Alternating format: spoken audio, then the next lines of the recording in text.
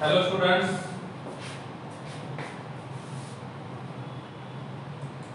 Hello students. Good morning to all of you.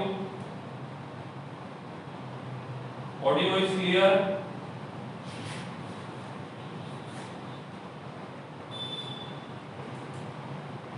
Audio is clear. Yes. Okay. चलिए.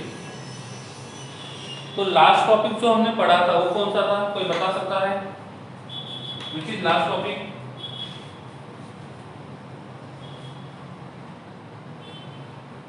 Anyone? Okay. Oxidation reduction हो गया था, ठीक है। तो ऑक्सीडेशन नंबर पढ़ा था, ऑक्सीडेशन पढ़ा था और रिडक्शन पढ़ा था, यहां तक हो गया था, ठीक है। चलिए आगे बढ़ते हैं, ठीक है। ओके, तो यहाँ पे हमने ऑक्सीडेशन पढ़ा था, रिडक्शन पढ़ा था, ऑक्सीडेशन स्टेट पढ़ा था, पेनिट्रिमेट शेल पढ़ा था, एंटी पेनिट्रिमेट शेल पढ़ा था, ठीक है। Okay, just a minute.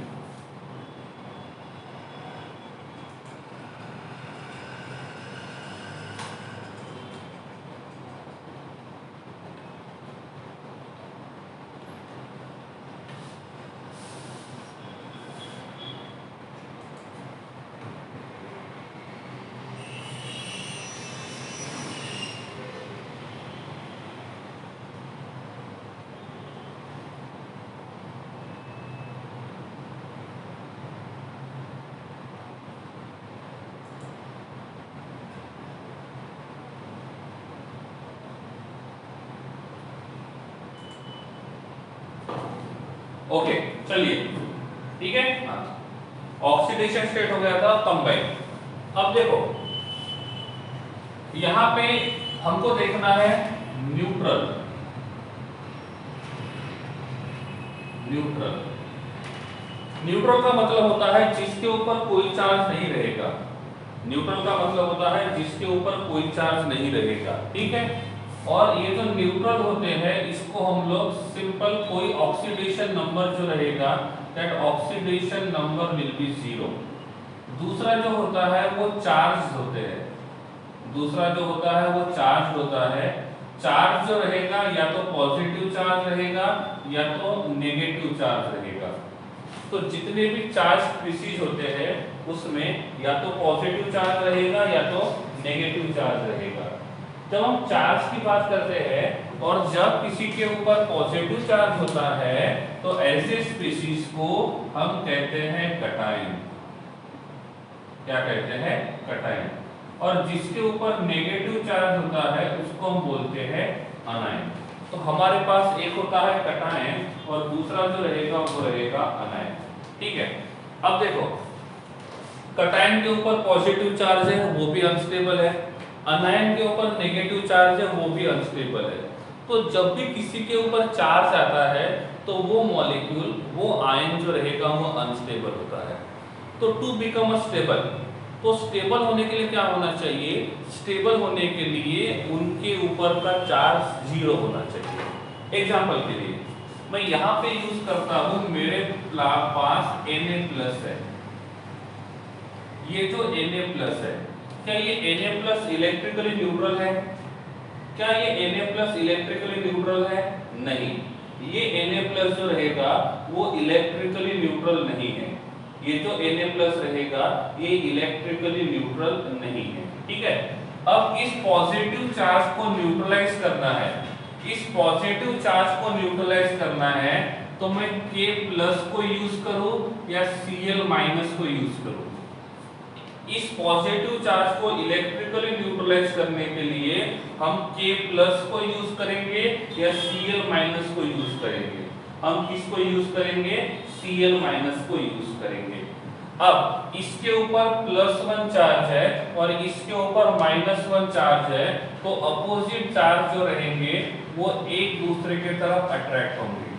Opposite charge जो है वो एक दूसरे के तरफ अट्रैक्ट होंगे। तो जो पॉजिटिव चार्ज वाला होता है उसके तरफ नेगेटिव चार्ज आएगा, नेगेटिव चार्ज उसको स्टेबलाइज करेगा और नेगेटिव चार्ज वाले को जो पॉजिटिव चार्ज वाला होता है वो क्या करेगा? इलेक्ट्रिकली न्यूट्रलाइज करेगा, ठीक है। यहाँ तक क्लियर है? तो पॉजिटिव चार्ज को न्यूट्रलाइज करने का काम करेगा नेगेटिव चार्ज, और नेगेटिव चार्ज को इलेक्ट्रिकली न्यूट्रलाइज करने का काम करेगा पॉजिटिव चार्ज। अब सेकंड थिंग, मैंने बोला मेरे पास यहाँ पे Mg+2 है, मेरे पास यहाँ पे Mg+2 है, इस Mg+2 को न्यूट्रलाइज करने का काम करेगा Cl-। ठीक है, तो इस Mg के ऊपर चार्ज कितना है, Mg के ऊपर चार्ज कितना है, Mg के ऊपर का जो चार्ज है वो +2 है, और Cl के ऊपर का जो चार्ज रहेगा वो -2 है। तो अब मुझे बताओ इन दोनों को कंबाइन करने के बाद हमको फॉर्मूला क्या मिलेगा, इन दोनों को कंबाइन करने के बाद हमको फॉर्मूला क्या मिलना चाहिए, तो यहाँ पे एक Mg+2 को स्टेबलाइज करने के लिए कितने Cl- को यूज करना होगा, एक Mg+2 को स्टेबलाइज करने के लिए कितने Cl- को यूज करना होगा, कितने Cl- को यूज करना होगा, 2 Cl- को यूज करना होगा। और जब यहाँ पे हम 2 Cl- को यूज करेंगे तो यहाँ पे जो फॉर्मूला बनेगा वो बनेगा MgCl2। क्या बनेगा, MgCl2। समझ में आ रहा है? ओके, यहाँ पे 2 है और यहाँ पे 1 है, तो इस +2 को स्टेबलाइज करने के लिए -1 को -2 को यूज करना पड़ेगा। यहाँ पे क्लोरीन के ऊपर -1 चार्ज है, तो यहाँ पे 2 Cl- को यूज करेंगे। थर्ड एग्जांपल, यहाँ मैंने यूज किया मैग्नीशियम +2 और यहाँ मैंने यूज किया ऑक्सीजन -2। तो अब मुझे बताओ एक Mg+2 को न्यूट्रलाइज करने के लिए कितने ऑक्सीजन को यूज करना होगा, एक Mg को इलेक्ट्रिकली न्यूट्रलाइज करने के लिए कितने ऑक्सीजन को यूज करना होगा, तो एक Mg को न्यूट्रलाइज करने के लिए एक ऑक्सीजन को यूज करेंगे। तो यहाँ पे इनका फॉर्मूला क्या बनेगा, ये बनेगा MgO। क्या बनेगा, MgO। ठीक है, इफ हम तीसरे की बात करते हैं, तीसरा मैंने यहाँ लिखा मेरे पास एल्यूमिनियम +3 है, मेरे पास एल्यूमिनियम +3 है और इस एल्यूमिनियम +3 का रिएक्शन Cl- के साथ करना है। तो एक एल्यूमिनियम के साथ रिएक्शन करने के लिए कितने Cl- को यूज करना होगा, एक एल्यूमिनियम के साथ रिएक्शन करने के लिए कितने Cl- को यूज करना होगा, तो यहाँ पे 3 Cl- को यूज करना होगा। तो 3 मोल्स ऑफ Cl को यूज करेंगे तो यहाँ हमको मिलेगा AlCl3। क्या मिलेगा, AlCl3। इस प्रकार से सपोज नंबर 4 मैंने लिखा मेरे पास यहाँ पे बोरॉन +3 है और यहाँ पे नाइट्रोजन -3 है। तो आप मुझे बताओ बोरॉन +3 के साथ रिएक्शन करने के लिए कितने N-3 को यूज करना होगा, कितने N-3 को यूज करना होगा, कितने N-3 को यूज करेंगे, यहाँ पे हम लोग एक N-3 को यूज करेंगे। तो यहाँ से जो मॉलिक्यूल बनेगा ये मॉलिक्यूल क्या होना चाहिए, ये मॉलिक्यूल होता है B∧N, तो यहाँ पे रहेगा Bn। तो इस प्रकार से ये बन जाएगा मॉलिक्यूल, ये बन जाएगा मॉलिक्यूल। ठीक है, 1 2 3 ये 4 और ये 5 ये समझ में आ गए हैं तो हैंड रेस करना है, और नहीं समझा है तो जो भी आपका डाउट रहेगा वो चैट बॉक्स में लिखना है।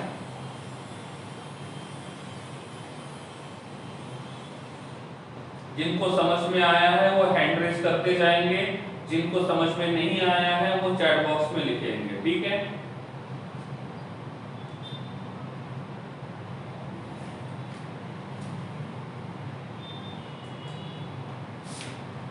Okay, first one and last one. चलो दोनों के एक डाउट आया है, पहला और दूसरा लास्ट वाला कैसे आएगा। ठीक है, चलो आगे बढ़ते हैं। फर्स्ट वाले में देखो ये इसके ऊपर +1 चार्ज है। ठीक है, इसके ऊपर +1 चार्ज है स्मिथ। ठीक है, अब +1 को इलेक्ट्रिकली न्यूट्रलाइज करना है तो हम +1 को यूज करेंगे या -1 को। तो पॉजिटिव चार्ज को न्यूट्रलाइज करने का काम हमेशा नेगेटिव चार्ज करेगा, पॉजिटिव चार्ज को न्यूट्रलाइज करने का काम हमेशा नेगेटिव चार्ज करेगा। इसके ऊपर +1 है और इसको -1 के साथ कंबाइन करेंगे तो ये +1 इस -1 के साथ रिएक्शन करेगा तो +1 -1 बन जाएगा 0 और इसीलिए ये Na+ जो रहेगा ये Cl- के साथ जाएगा, K+ के साथ नहीं जाएगा। स्मिथ क्लियर है बेटा? स्मिथ क्लियर है? Okay Raghav, can you explain please the last one? Okay Raghav, last वाला एक्सप्लेन करता हूं मैं, ध्यान देना है, ठीक है? ओके ठीक है। हाँ, अब देखो बोरॉन के ऊपर +3 है और नाइट्रोजन के ऊपर -3 है, तो +3 को न्यूट्रलाइज करने के लिए -3 होना चाहिए। तो इस +3 को न्यूट्रलाइज करने के लिए -3 होना चाहिए, तो +3 और -3 ये बन जाएगा 0 और इसीलिए हमने इसका मोल 1 लिया है और इसका मोल 1 लिया है। समझ में आ गया? ठीक है, क्लियर है राघव? ओके, अब देखो सिंपल तरीका, इसके ऊपर चार्ज कितना है? +2, इसके ऊपर चार्ज कितना है? -1। तो इसके मोल्स देखो, जिसका चार्ज ज्यादा है, देखो यहाँ पे 2 है और यहाँ पे 1 है, यहाँ पे 2 है और यहाँ पे 1 है, जिसका चार्ज ज्यादा है उसका 1 मोल यूज करेंगे। उसका कितना मोल यूज करेंगे? 1 मोल। इसका कितना मोल यूज करेंगे? 1 मोल। ठीक है, देखो इधर ध्यान दो, इन्होंने बोला है 4th वाला रिपीट करना है। देखो यहाँ पे एल्यूमिनियम +3 है और यहाँ पे Cl- है, इसके ऊपर का चार्ज है 3 और इसके ऊपर का चार्ज है 1। तो एल्यूमिनियम और क्लोरीन में से किसका चार्ज बड़ा है? एल्यूमिनियम और क्लोरीन में से किसका चार्ज बड़ा है? एल्यूमिनियम का चार्ज बड़ा है, तो यहाँ पे एल्यूमिनियम यूज करेंगे 1 मोल। इसके ऊपर +3 चार्ज है, तो +3 को न्यूट्रलाइज करने के लिए -3 होना चाहिए। एक के ऊपर चार्ज -1 है, तो 3 के ऊपर हो जाएगा -3 और इसलिए हमने यहाँ पे 3 क्लोरीन को यूज किया है। ठीक है, रोल नंबर 72। ओके, नंबर 6, मेरे पास यहाँ पे Na+ है और मेरे पास यहाँ पे SO4-2 है, तो कितने Na और कितने SO4 यूज करने पड़ेंगे और इनका मॉलिक्यूलर फॉर्मूला क्या बनेगा? इनका मॉलिक्यूलर फॉर्मूला क्या बनेगा? इन दोनों को कंबाइन करने के बाद मॉलिक्यूलर फॉर्मूला क्या बनेगा? क्या बनेगा? इन दोनों का मॉलिक्यूलर फॉर्मूला क्या बनेगा? धैर्य, इन दोनों का मॉलिक्यूलर फॉर्मूला क्या बनेगा? Very good. ठीक है, अब यहाँ पे +1 है और यहाँ पे -2 है, तो -2 को स्टेबलाइज करने के लिए कितने +2 को यूज करना होगा?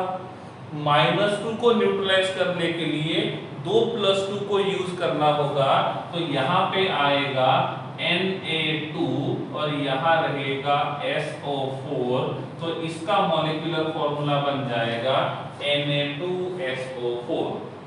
इसका मॉलिक्यूलर फॉर्मूला क्या बनेगा? इसका मॉलिक्यूलर फॉर्मूला बनना चाहिए Na2SO4। क्लियर है? ओके, आगे बढ़ते हैं।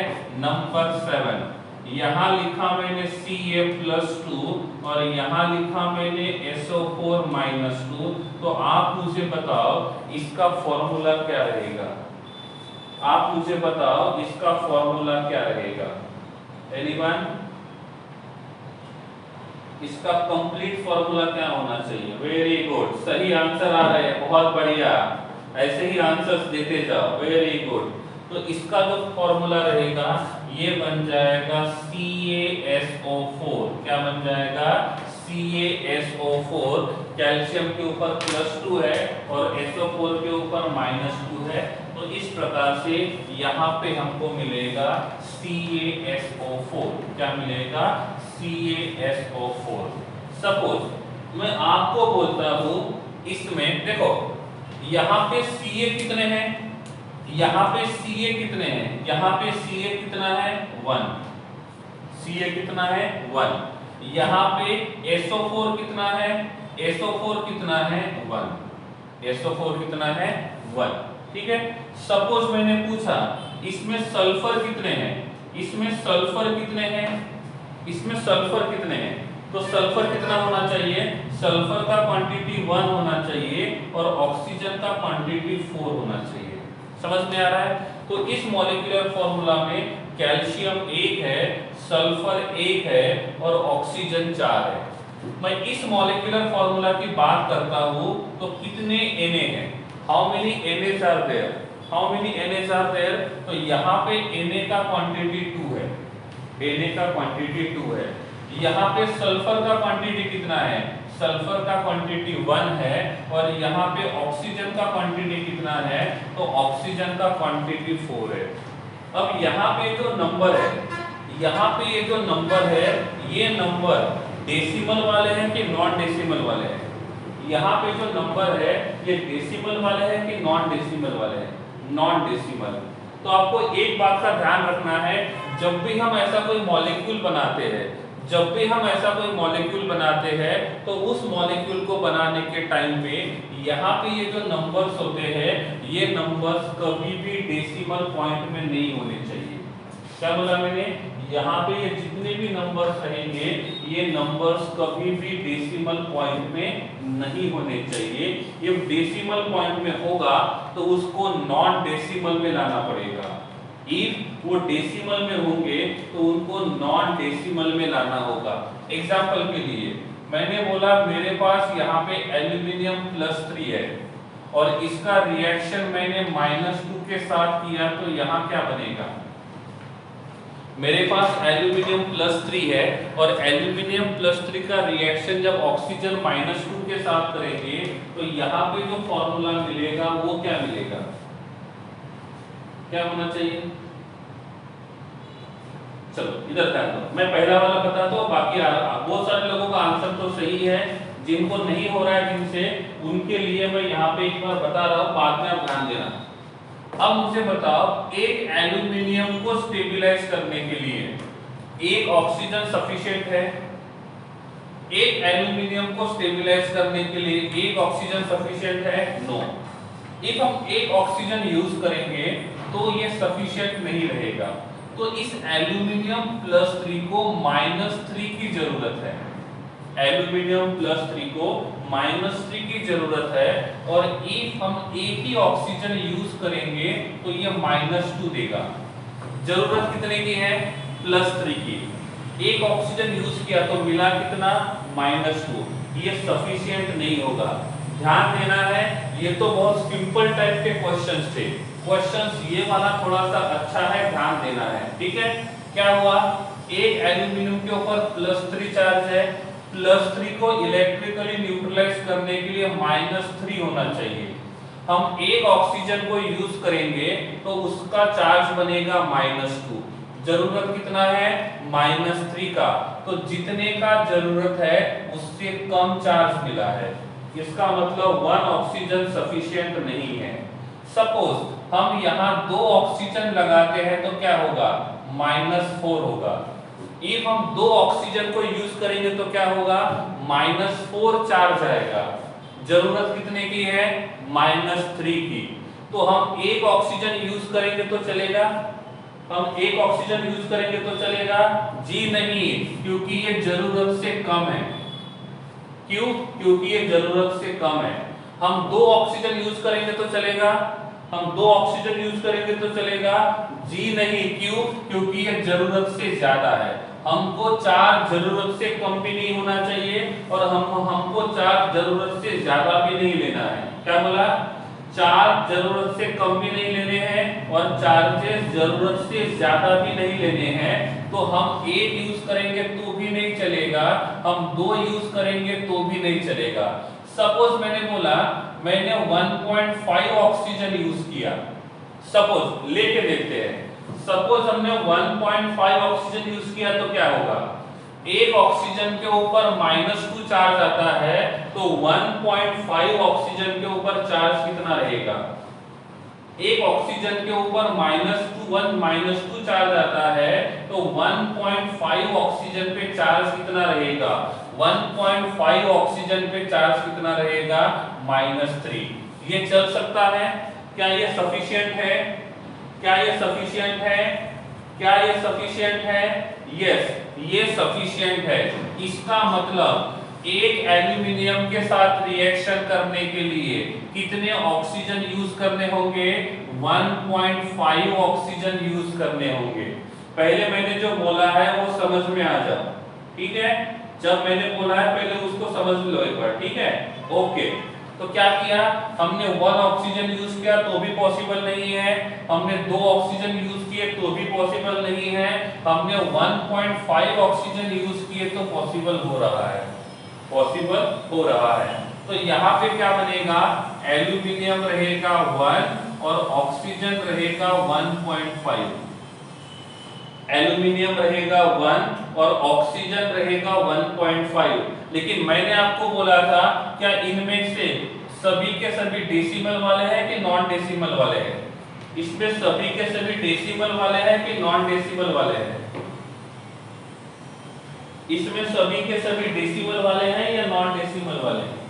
ओके, यहाँ पे ये जो 1 है ये नॉन डेसिमल वाला है और यहाँ पे जो 1.5 है ये डेसिमल वाला है। और मैंने आपको बोला था डेसिमल वाला नहीं होना चाहिए, तो इस डेसिमल को निकालने के लिए मैंने 2 से मल्टीप्लाई किया। इस डेसिमल को निकालने के लिए मैंने 2 से मल्टीप्लाई किया। ये 2 एल्यूमिनियम के लिए भी है और ये 2 ऑक्सीजन के लिए भी है। ये 2 एल्यूमिनियम के लिए भी है, ये 2 ऑक्सीजन के लिए भी है। तो एल्यूमिनियम कितने बन जाएंगे? 2। ऑक्सीजन कितने बन जाएंगे? 3। तो इसका फॉर्मूला क्या बनेगा? Al2O3। इसका फॉर्मूला क्या बनेगा? Al2O3। जिनको समझ में आया है वो हैंड रेज करेंगे, नहीं समझा है तो चैट बॉक्स में लिखेंगे।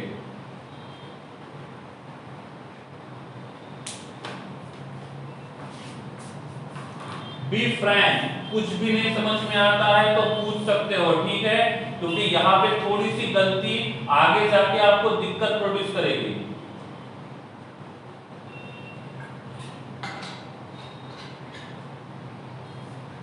ओके, कुछ लोग बोल रहे समझ में नहीं आया है। Diya sir can't we take directly Al2O3? लिख सकते हैं बेटा, लिख सकते हैं, कोई प्रॉब्लम नहीं है दिया, लेकिन हमको ये समझ में आना चाहिए कि ये बना कैसे। क्योंकि सपोज उन्होंने एल्यूमिनियम की जगह किसी और को लिखा और ऑक्सीजन को किसी और के लिखा तो क्या करोगे फिर? Aditi, can you please explain how to convert decimal to non decimal? देखो, अब मैंने बोला यहाँ पे मेरे पास 1.5 है, ये डेसिमल फॉर्म में है, तो इसका डेसिमल निकालने के लिए मैंने इसको 1 से मल्टीप्लाई किया। किससे मल्टीप्लाई किया? 1 से। तो आंसर कितना आएगा? 1.5। तो पहले भी ये डेसिमल में था, बाद में भी ये डेसिमल में रहेगा, ठीक है?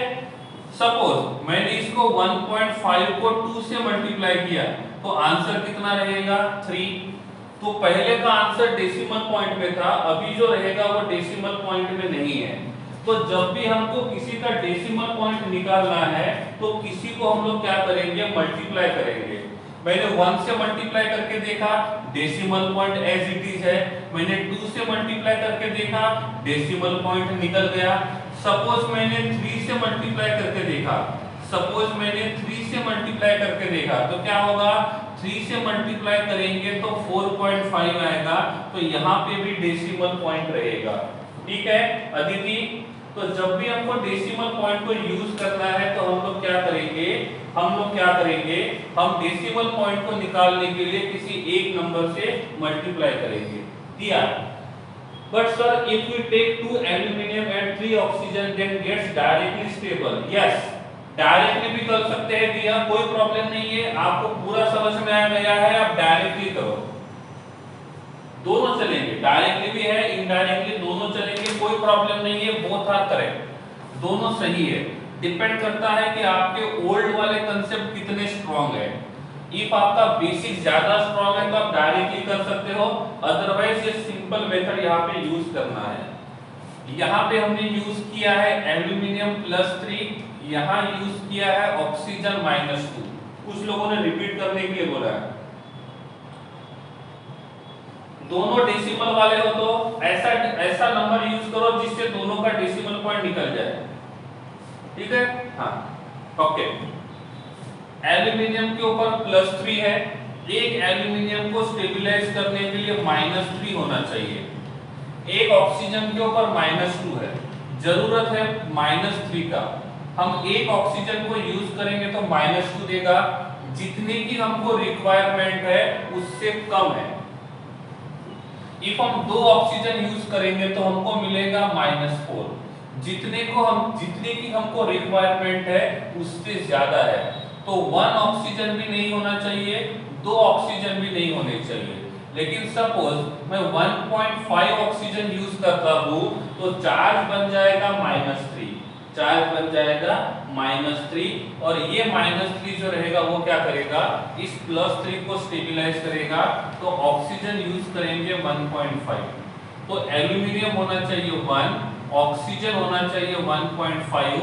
यहाँ पे ये डेसिमल पॉइंट है, इसको निकालने के लिए 2 से मल्टीप्लाई किया तो ये बन जाएगा Al2O3।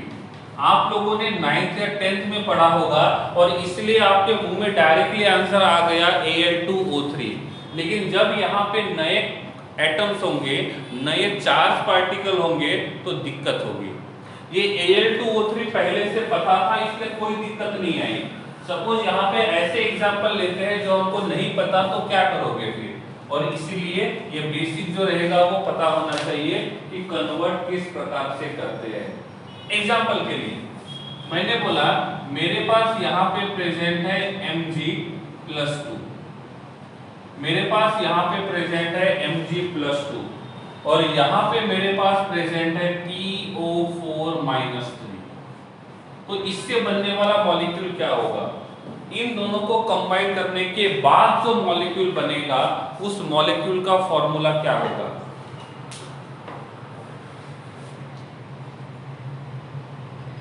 धैर्य बेटा, हमको यही पढ़ना है, हमको ये नहीं पढ़ना है कि आंसर क्या आया, हमको ये पढ़ना है कि आंसर कैसे आया, ठीक है धैर्य। यही 10th और 11th 12th में फर्क है। आंसर कितना आया वो नहीं देखना है, आंसर कैसे आया वो देखना है।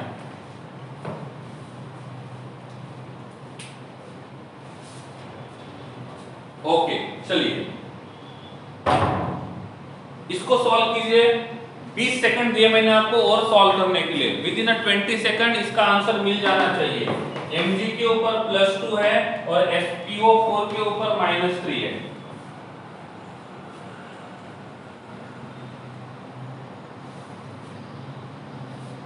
वेरी गुड स्मित, सही है, गुड। रुद्रा सही है बेटा, Rudra you are right, sure नहीं है बट आपका आंसर सही है Rudra. Chris correct, very good. देखो बहुत सारे जगह ऐसे सिंपल क्वेश्चन छोड़ के निकाल दिए होंगे कि चलो ये देखो मैंने आपको ये पढ़ा दिया, आपको सब कुछ आ गया। ऐसा नहीं है, ये तो सिंपल है, ये तो हर किसी को आते हैं। क्वेश्चन हमको वो होने चाहिए जो लगे कि हमने सॉल्व किया है, जैसे ये वाला है और ये वाला है। ऐसे सिंपल क्वेश्चन तो कोई भी सॉल्व करेगा। हमको सिंपल क्वेश्चन की तरफ ध्यान नहीं देना है, हमको ये होते हैं रैंक डिसाइडर क्वेश्चन, इनकी तरफ ध्यान रखना है। चलो अब बोलो, Mg के ऊपर +2 है, PO4 के ऊपर -3 है, यहाँ पे 2 है, यहाँ पे 3 है, मैं इसको यूज करता हूँ।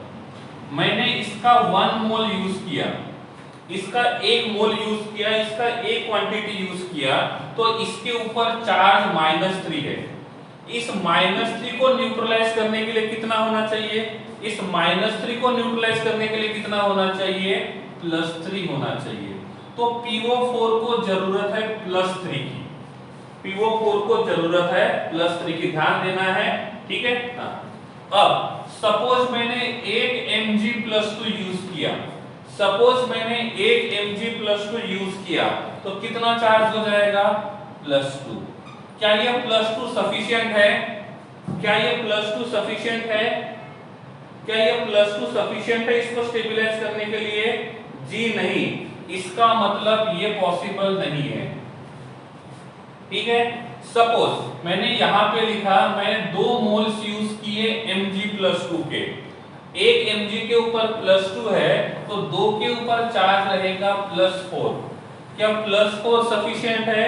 जी नहीं।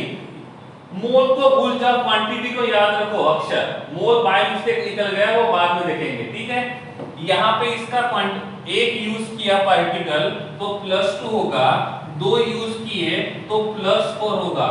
हमको +2 भी नहीं चाहिए, हमको +4 भी नहीं चाहिए, तो हम लोग क्या करेंगे, इसको 1.5 से मल्टीप्लाई करेंगे। इफ हम इसको 1.5 से मल्टीप्लाई करेंगे तो ये बन जाएगा +3 और ये हमारे काम आएगा। यहां तक जिनको समझ में आ गया है वो हैंड रेज करेंगे, यहां तक जिनको समझ में आ गया है वो हैंड रेज करेंगे, नहीं समझा है तो लिख देना है, रिपीट करना है करके। यस अक्षर आगे आएगा बेटा, मैं ही पढ़ाऊंगा, फर्स्ट चैप्टर में ही आएगा, मोल पूरा खत्म करके दूंगा मैं। ठीक है, अभी की उसकी तरफ ध्यान मत दो, वो डिस्ट्रैक्ट करेगा माइंड। ओके चलो, सबको क्लियर है ना, यहाँ पे किसी को डाउट नहीं है? ओके चलो आगे बढ़ते हैं। ठीक है, तो मैग्नीशियम रहेगा 1.5 और PO4 रहेगा 1। मैग्नीशियम रहेगा 1.5 और PO4 रहेगा 1, तो फॉर्मूला क्या बनेगा? फॉर्मूला बनेगा Mg 1.5 और यहां बनेगा PO4 ये 1। ठीक है, क्या रहेगा? PO4 1। ठीक है, तो PO4 का क्वांटिटी कितना रहेगा? 1। क्लियर है? अब यहां पे ये डेसिमल पॉइंट है, तो इस डेसिमल पॉइंट को निकालने के लिए कितने से मल्टीप्लाई करना होगा? अदिति वो तो बताओ, अदिति अब बताओ, इस डेसिमल पॉइंट को निकालने के लिए किससे मल्टीप्लाई करना होगा? अदिति, इस डेसिमल पॉइंट को निकालने के लिए कितने से मल्टीप्लाई करना होगा? इसको मल्टीप्लाई करना होगा 2 से। जब 2 से मल्टीप्लाई करेंगे तो क्या होगा? ये बनेगा Mg3 और ये बनेगा PO4/2, ये बनेगा PO4/2। आप इसको ऐसे भी लिख सकते हो, Mg3 P2O8, ये भी चलेगा, दोनों सही है। ये लिखा तो भी सही है, ये लिखा तो भी सही है। जनरली हम लोग इसके हिसाब से जाते हैं, लेकिन सही तो दोनों है। हम दोनों के हिसाब से जा सकते हैं, लेकिन यूज जनरली पहले को करते हैं, दूसरे को नहीं करते हैं। इसका मतलब ये नहीं कि पहला वाला पॉसिबल है और दूसरा वाला पॉसिबल नहीं है, क्योंकि यहाँ पे हमने बाय 2 लिखा है, तो ये जो 2 है वो फास्फोरस के लिए भी है और ऑक्सीजन के लिए भी है, और इसीलिए हम इसको ऐसे फॉर्मेट में भी लिख सकते हैं, दोनों फॉर्मेट में लिख सकते हैं, मर्जी आपकी, आपको किस फॉर्मेट में लिखना पसंद है। क्लियर हुआ? ये क्लियर हुआ है तो हैंड रेस कीजिए, नहीं तो चैट बॉक्स में लिख सकते हो। डाउट्स है तो चैट बॉक्स में लिख दो, जो भी आपका डाउट रहेगा यहाँ पे सॉल्व कर लेंगे।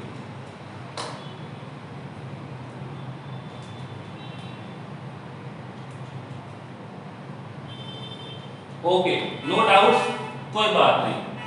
डाउट्स नहीं है तो क्वेश्चन सॉल्व करो, फिर प्रैक्टिस जितनी ज्यादा करोगे उतना आपके लिए अच्छा होगा। ठीक है, चलो यहां पे मैंने क्वेश्चन लिख दिया, Mg+2 HCO3 -1, Mg+2 HCO3 -1। चलो बना दो इसका फॉर्मूला, इनको मिला दो और बना दो इसका फॉर्मूला, देखते हैं क्या बनेगा।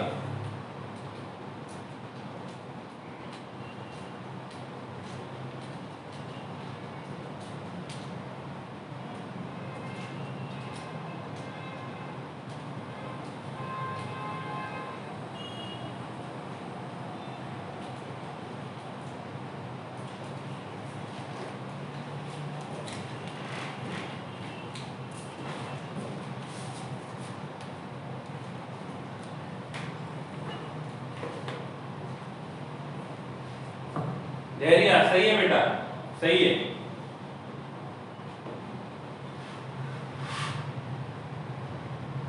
ठीक है, हाँ चलो इधर ध्यान दो। देखो mg के ऊपर +2 है, इसके ऊपर -2 है। जो बड़ा नंबर है उसका 1 मोल लेंगे, 1 एक पार्टिकल लेंगे, सॉरी मोल नहीं पार्टिकल। इस एक पार्टिकल को न्यूट्रलाइज करने के लिए होना चाहिए -2। कितना होना चाहिए? -2।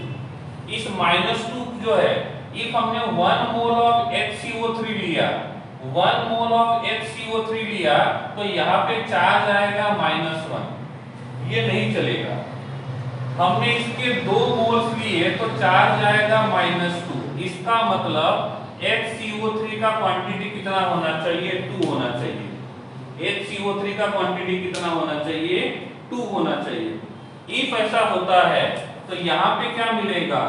Mg in bracket HCO3/2. So this will be the correct formula. This will be the correct formula. एक बार देख लो, आप एक बार देख लो, कुछ नहीं समझा है तो चैट बॉक्स में पूछ सकते हो।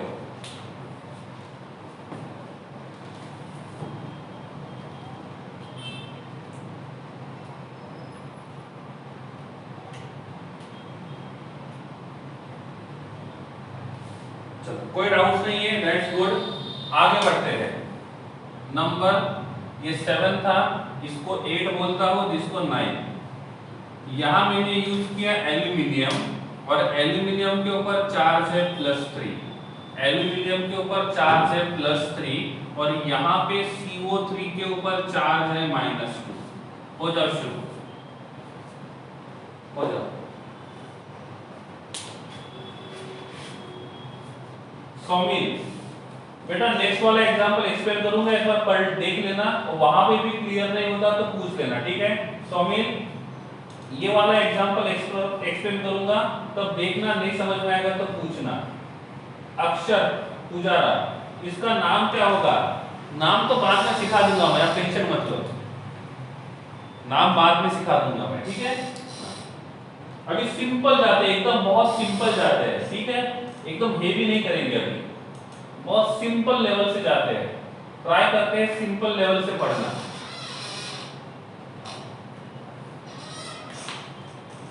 अरे वाह, बहुत सारे लोगों ने आंसर भेजा है, दैट्स वेरी गुड।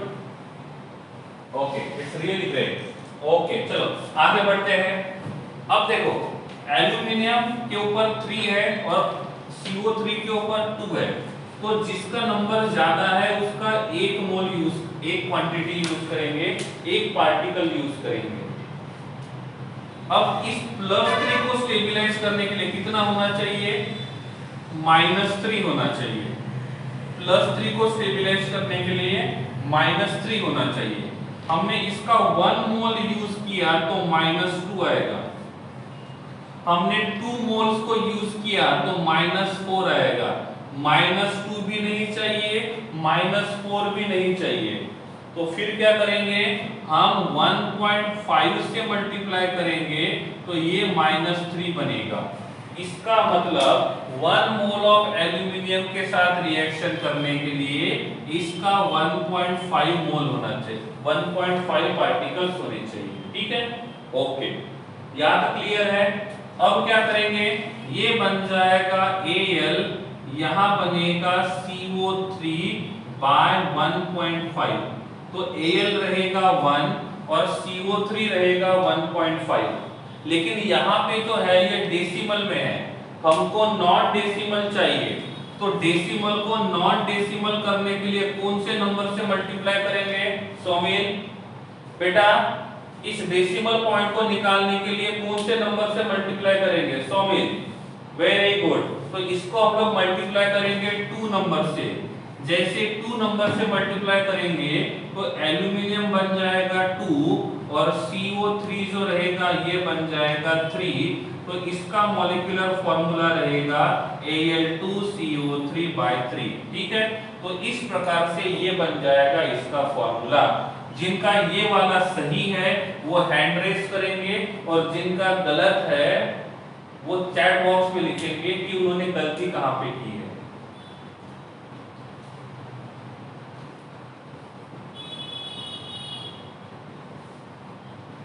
ओके, ये वो लोग हैं जिनका सही है, ये वो लोग हैं जिनका सही है।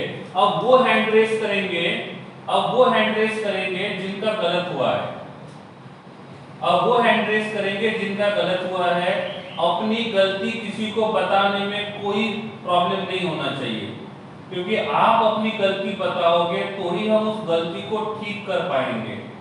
ठीक है, तो जिनका गलत हुआ है वो हैंड रेस करेंगे। ओके, कृष्ण ने तो बता दिया उन्होंने गलती कहां पे की है। ओके गुड, कृष्ण ने बता दिया गलती कहां पे हुई है। ओके, और किसका गलत हुआ है? जेनिफर। कहां गलती हुई बेटा बोलो? जेनिफर। यश, कहां पे गलती हुई? हेतराज। गलती कहां पे हुई बोलो? जिनका हैंड रेज है इसका मतलब उन्होंने गलती की है। प्रियल। ओके, हेतराज 1.5 में गलती हो गई। ओके, जेनिफर कहां गलती हो गई? प्रियल। कहां पे गलती हुई बेटा बोलो? यश, कहां पे गलती हो गई बोलो? अब इन गलतियों को बताओ। प्लस पॉइंट तो हर कोई बताता है, माइनस पॉइंट बताने चाहिए, क्योंकि जब नेगेटिव पॉइंट हमारे अंदर है, जब तक वो कम नहीं करेंगे तब तक अच्छा नहीं होगा। Jennifer, yes. ओके, सभी ने 1.5 में गलती की है। नेक्स्ट टाइम ऐसा नहीं करना है, ठीक है। A3 आपने कहा गलती की बेटा? बोलो जल्दी। 1.5 में गलती की है। ओके, कोई बात नहीं, ठीक है। नेक्स्ट टाइम ध्यान रखना है, सेम मिस्टेक को बार बार रिपीट नहीं करना है, ठीक है। ओके, चलो आगे बढ़ते हैं, एक दो एग्जांपल और देते हैं, फिर आज का सेशन यहीं पे खत्म करते हैं, ठीक है।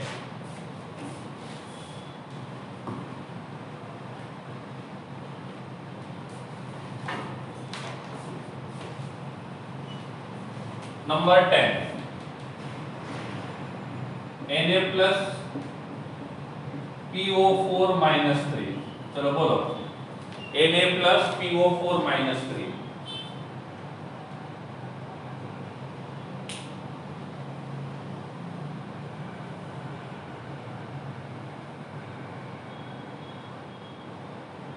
कम से कम टाइम में आंसर आना चाहिए, कम से कम टाइम में।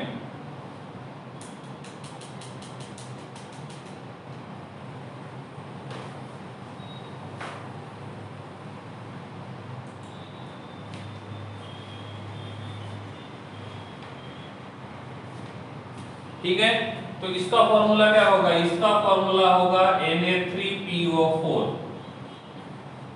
इसका फॉर्मूला होगा Na3PO4। Okay, number 11, aluminium plus 3 का रिएक्शन SO4 माइनस 2 के साथ किया तो क्या होगा? एल्यूमिनियम प्लस 3 का रिएक्शन SO4 माइनस 2 के साथ किया तो क्या होगा?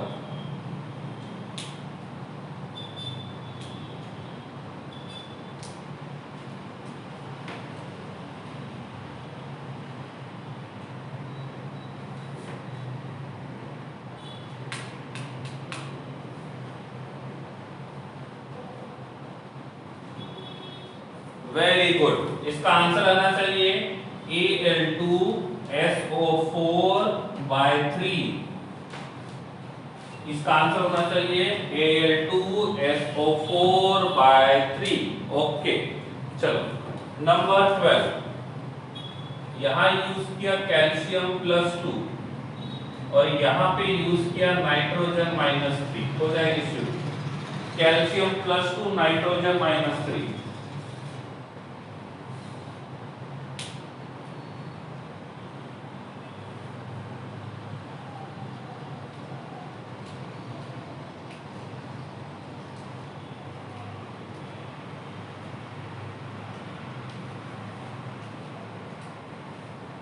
ठीक है, ओके, चलिए, तो इसका आंसर आना चाहिए Ca3N2। इसका आंसर आना चाहिए Ca3N2। क्लियर है? क्लियर है? यस, इसका आंसर आना चाहिए Ca3N2। नेक्स्ट वन, नंबर 12 तक ही ठीक है। चलिए, आज के लिए इतना ही, ठीक है। आज के लिए इतना ही, बाकी के टॉपिक्स कल देखेंगे।